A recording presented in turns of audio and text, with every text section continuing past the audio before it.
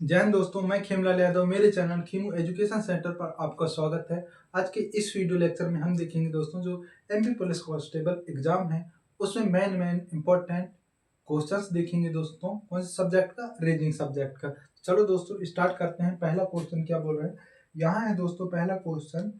एक सांकेतिक भाषा में BOAT को ERDW लिखा जाता है, तो DREAD को कैसे कैसे संकेत करेंगे? ठीक है, सांकेतिक भाषा में क्या है दोस्तों, जो BOAT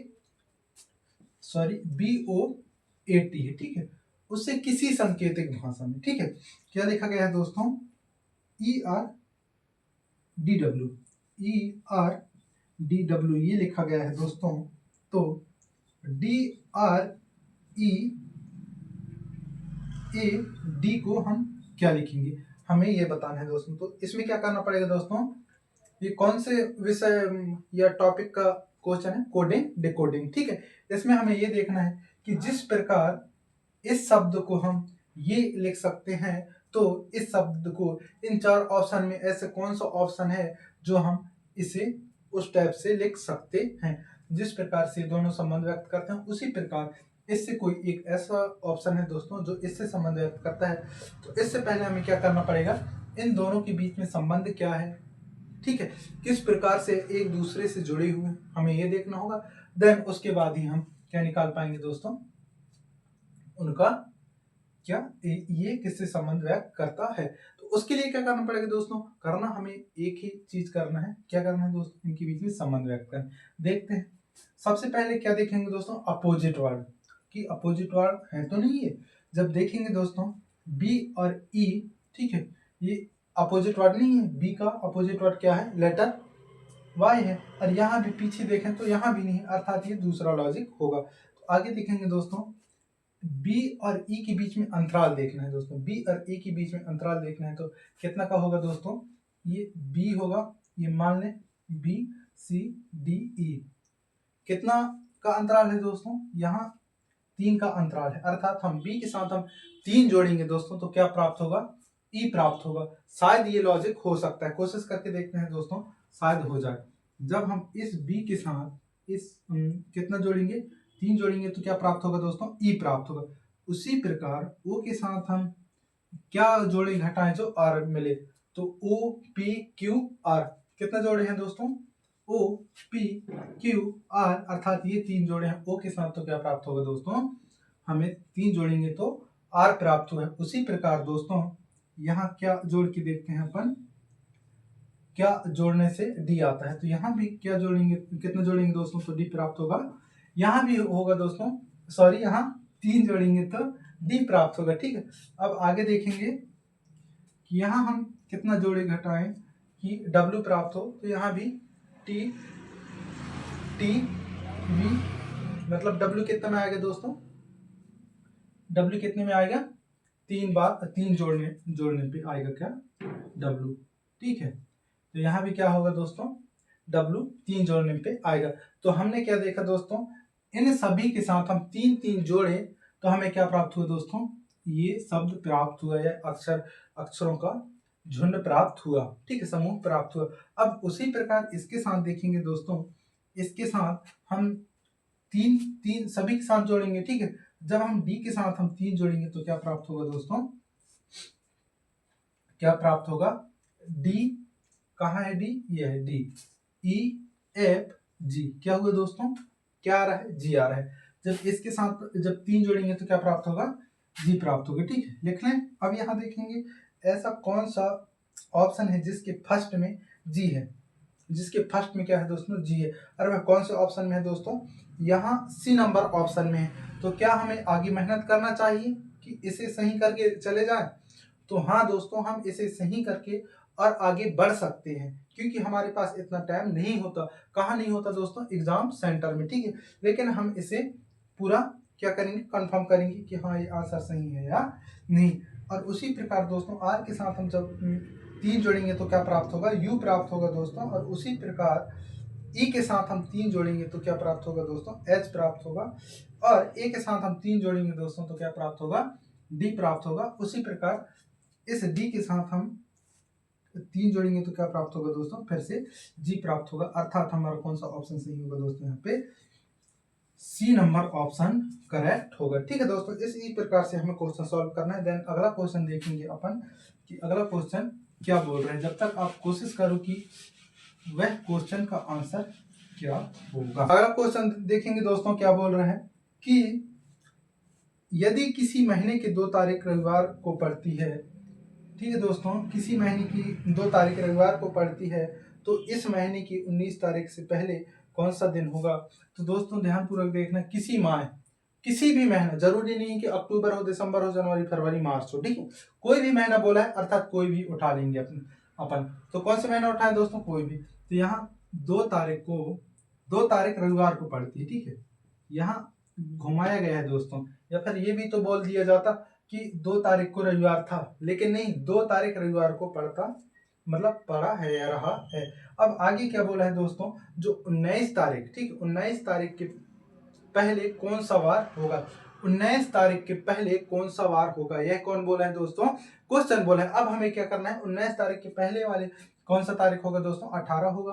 क्या होगा, 18 को कौन सा वार होगा, हमें ये बताना है। किसी दोस्तों क्वेश्चन को, अब यहाँ क्या करना पड़ेगा, इस 18 और इस 2 के बीच में हमें क्या करना पड़ेगा दोस्तों, अंतर देखना होगा। और जब अंतर देखेंगे तो कितना का अंतर मिलेगा दोस्तों, जब 18 में 2 घटाएंगे तो क्या प्राप्त होगा, 16 प्राप्त होगा। और इस 16 को हम 7 भाई से बोलेंगे कि भाई इसे तोड़ दे। जब वह तोड़ेगा तो हमें क्या प्राप्त होगा दोस्तों, यहाँ पे 2 प्राप्त होगा शेषफल। क्या प्राप्त होगा, 2। और यहाँ 7 का उपयोग क्यों किए दोस्तों, क्योंकि इस ये जो क्या है दोस्तों, 2 है, 2 तारीख को रविवार है।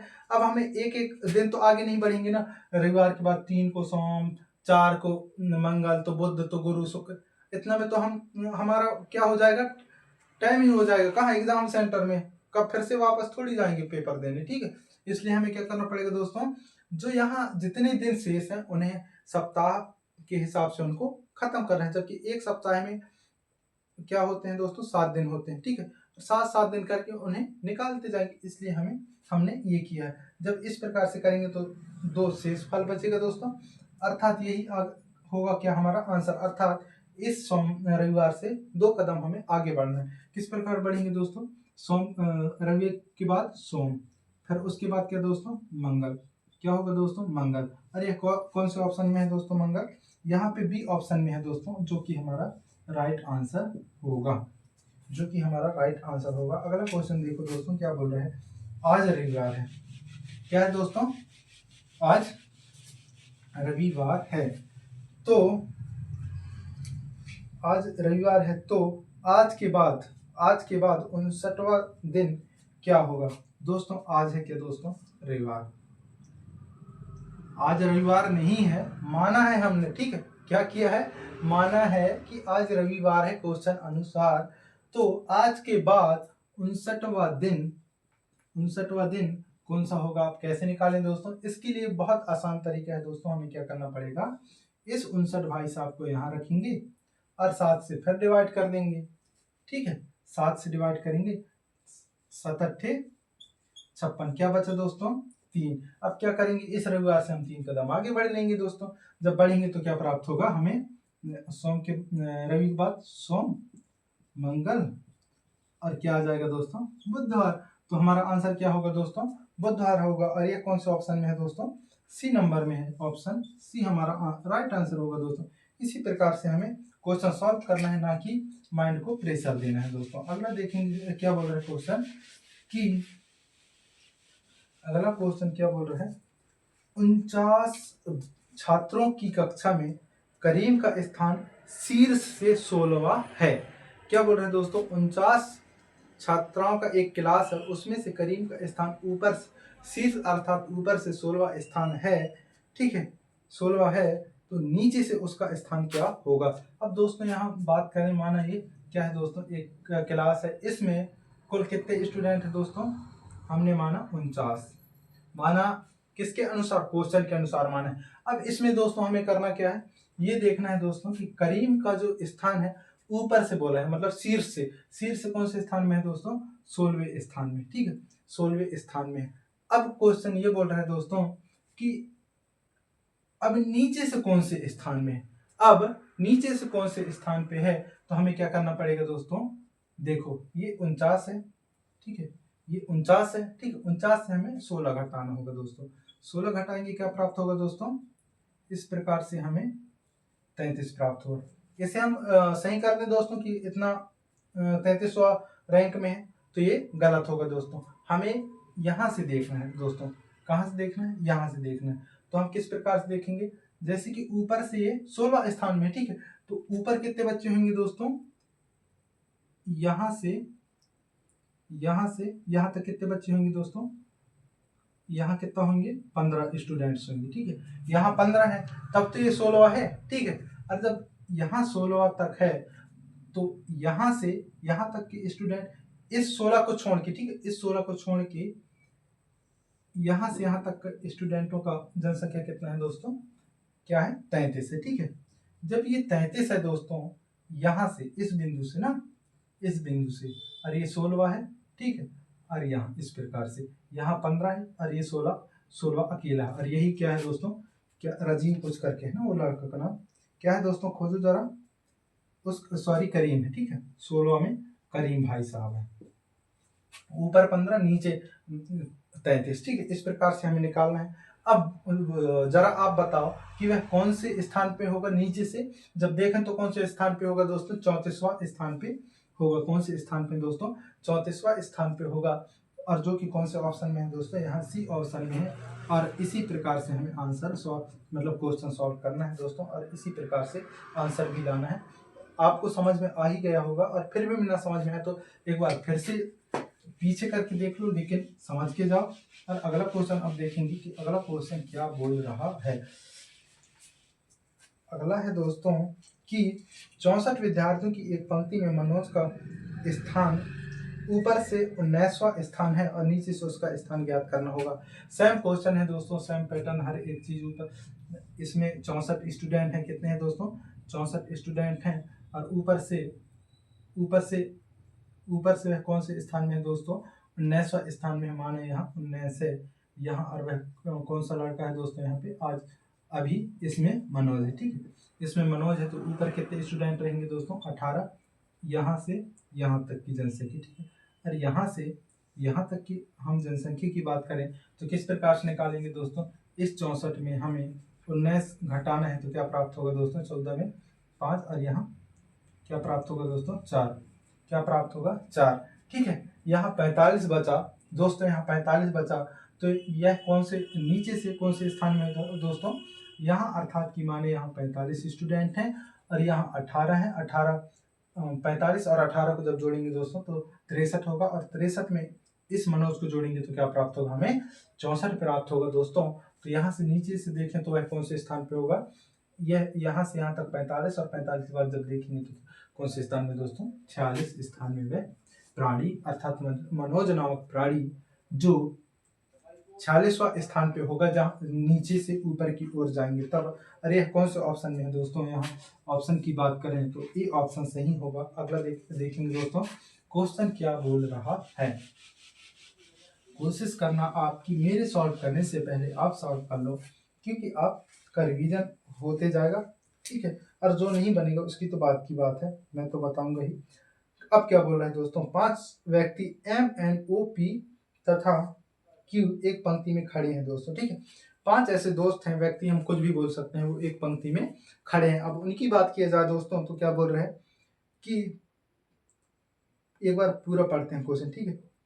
5 व्यक्ति MNOP Q एक पंक्ति में खड़े हैं, P Q की दाईं ओर है और N Q की बाईं ओर है, लेकिन M की दाईं ओर है, P O की बाईं ओर है, दाईं ओर अंतिम छोर पर कौन बैठा है। ऐसे पढ़ने में तो माथा ही पच्ची हो जाए भैया।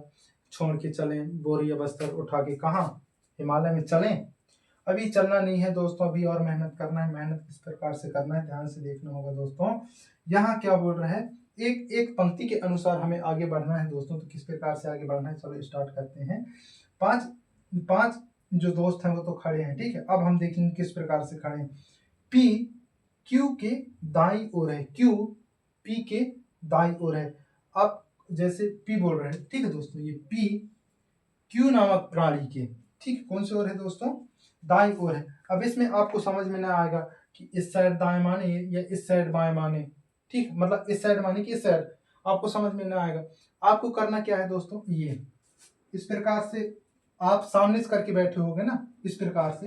अब आपको करना क्या है दोस्तों, देखो हमारा यह कौन सा हाथ है, ये क्या है दोस्तों, दायां। क्या है दोस्तों, दायां, राइट हैंड, ठीक है। उसी प्रकार दोस्तों कोई भी अक्षर को रखो यहाँ, उसका राइट साइड इसे मान लो और लेफ्ट साइड इसे मान लो। ये दायां मानो और इसे बायां मानो। समझ गए किस प्रकार से करना है? आप जिस पोजीशन में उसी को मान लो भैया कि आप दाएं हो और आप बाएं हो। समझ गए? अब दोस्तों करना क्या बोला है, P Q के दाईं ओर है दोस्तों।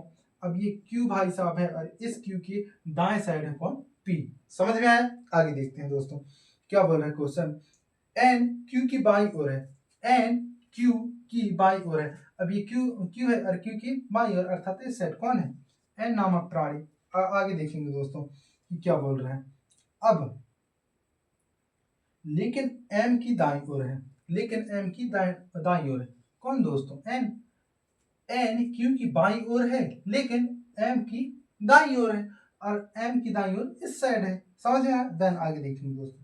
अब P O की बाईं ओर है, P O की बाईं ओर है, ये P O की बाईं ओर है, इस O की बाईं ओर अर्थात इस साइड है। ये बायां इस साइड है, ठीक है। ये लेफ्ट हैंड इस साइड है अर्थात इस साइड होगा कौन, P नामक प्राणी। पांचों प्राणी आ गए, एक नहीं, एक दो नहीं, दो तिरका तीन चौके चार पंचे पांच है, पांचों, कोई गुमे तो नहीं। अब देखो क्वेश्चन क्या बोल रहे हैं दोस्तों कि दाएं ओर से अंतिम छोर पर कौन बैठा है।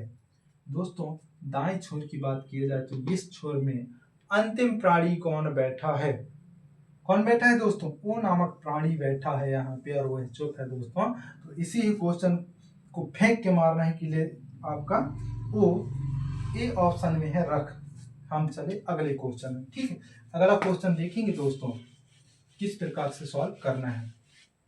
ध्यान से देखना बस होगा, आपको समझाने की जिम्मेदारी मेरी है दोस्तों। 5 मित्र फिर से आगे दोस्तों, ABCD E एक पंक्ति में खड़े हैं, ठीक है, एक पंक्ति में खड़े हैं। अब करना क्या है दोस्तों, D C की बाई ओर है, ये D C की बाई ओर है ना, बाई ओर है। ये D नामक प्राणी C की बाई ओर है, C का राइट हैंड और लेफ्ट हैंड, ठीक है। ये दाया और ये बाया, ठीक है। अब यहां देखेंगे दोस्तों कि और आगे क्या बोल रहा है क्वेश्चन।